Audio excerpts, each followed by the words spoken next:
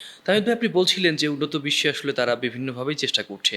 আমরা দেখছি যে কোনো দেশে পাহাড়ের উপরেও কিন্তু প্যানেল লাগাচ্ছে। এই সিস্টেমটা কিভাবে ডেভেলপ হচ্ছে?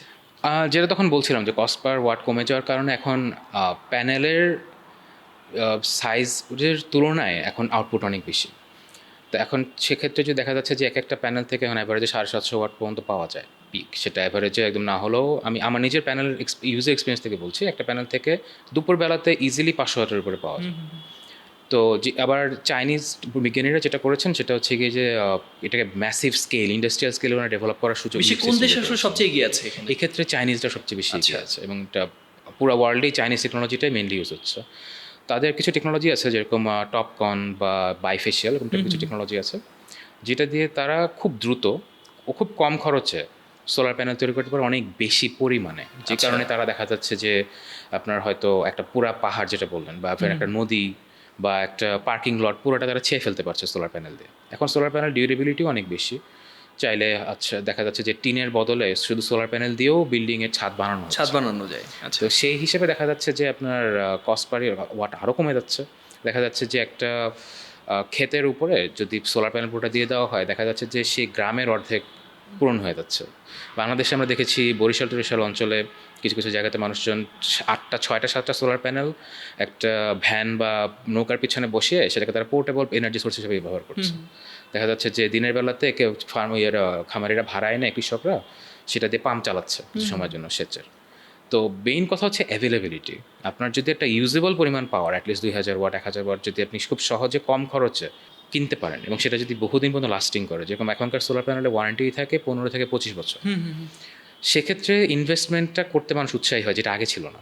সেটাই আমি বলবো যে এখনকার প্রসারের মূল কারণ। আর চীন হচ্ছে বহুদিন ধরে তারা কিন্তু বৈদ্যুতিক ইনফ্রাস্ট্রাকচারের দিয়ে খরচ করছে অনেক বেশি।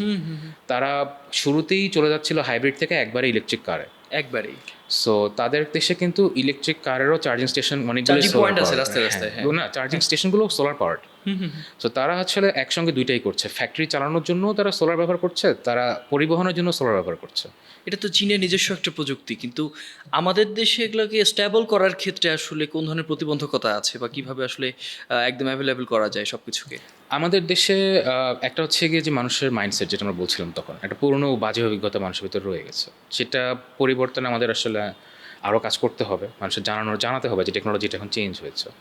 দ্বিতীয় হচ্ছে গিয়ে যে সরকার অলরেডি স্টেপ নিচ্ছে, বাট আরও স্টেপ নেওয়া উচিত, আরও ভর্তুকির ব্যবস্থা বা কিছু একটা করে। যেমন সরকারের নতুন একটা পলিসি হচ্ছে গিয়ে যে ঢাকার প্রত্যেকটা ছাদেই সোলার প্যানেল সেট আপ করতে হবে এবং সেটা সচল করতে হবে। এরকম স্টেপগুলি যদি আরও নেওয়া যায় এবং গ্রাম পর্যায়ে যদি, যেমন সোলার প্যানেল কিন্তু অনেক ভারী এবং বড় কাচের, সেগুলো পরিবহনেও কিন্তু একটা বড় ঝামেলা, লজিস্টিক্সও একটা বড় ঝামেলা।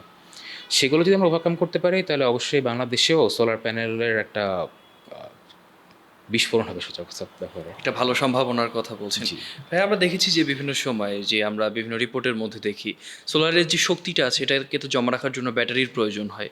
তো এই ব্যাটারি নিয়ে আমরা বিভিন্ন সময় বিধ্বংসী অনেকগুলো রিপোর্ট দেখি। অনেক সময় দেখলাম যে সেদিন পত্রিকায় দেখলাম যে পাবনার বেড়া উপজেলার একটা অঞ্চলে এই ব্যাটারি রিসাইকেল করতে গিয়ে ওই এলাকায় যত শিশু জন্মায় সবাই একটা রোগ নিয়ে জন্মায়, ক্যান্সারের একটা ঝুঁকি আছে।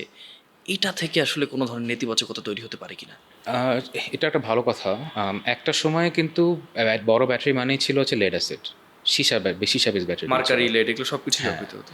তো সেই ব্যাটারিগুলো রিসাইক্লিং বাংলাদেশে তো আসলে খুব ভালোভাবে করা হয় না। ছোট ছোট বাচ্চারা দেখা যায় সেই ব্যাটারিগুলি ভাঙে। এটা শুধু আমার কথা নয়, এটা ইন্টারন্যাশনাল লেভেলে এটা নিয়ে বহুত রিপোর্টও হয়েছে একসময়।